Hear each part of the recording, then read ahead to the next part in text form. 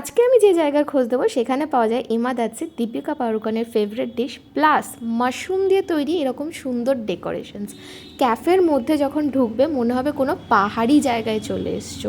সত্যি বলছি, এখানে একবার অন্তত পক্ষে ভিজিট করো জাস্ট এখানকার খাবারের জন্য। এখানে টেমি টি, দার্জিলিং টি সমস্ত কিছু পাওয়া যায়। বিভিন্ন ধরনের হিমালয়ান কুইজিনের বিভিন্ন মেনু এখানে কিন্তু আছে, তোমরা সেগুলো চেক আউট করে নিতে পারো। আমি অর্ডার করেছিলাম একটা চিকেন সাদেকো মোমো, যেটা ভীষণই ভালো ছিল। এটা বেসিক্যালি মোমো প্লাস স্যালাড ছিল অ্যান্ড ভীষণই ভালো ছিল, ভীষণই ফ্লেভারফুল ছিল। আমার দারুণ লেগেছে, সত্যি বলছি। মানে লিটারালি তোমরা একবার অন্ততপক্ষে এটা ট্রাই করো ওখানে গিয়ে। আর মোমোর কোটিংটা কিন্তু নর্মাল ময়দা বা আটা দিয়ে তৈরি না, এটা সিকিমের লোকাল আটা দিয়ে তৈরি।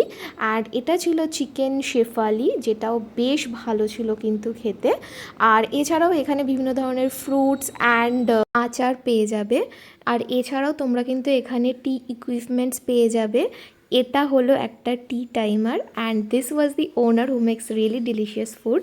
আর এছাড়াও এদের কিন্তু হোটেল আছে দার্জিলিং আর গ্যাংটকে, ওগুলোও চেক আউট করতে পারো। This was Spoonful near Kalighat metro station.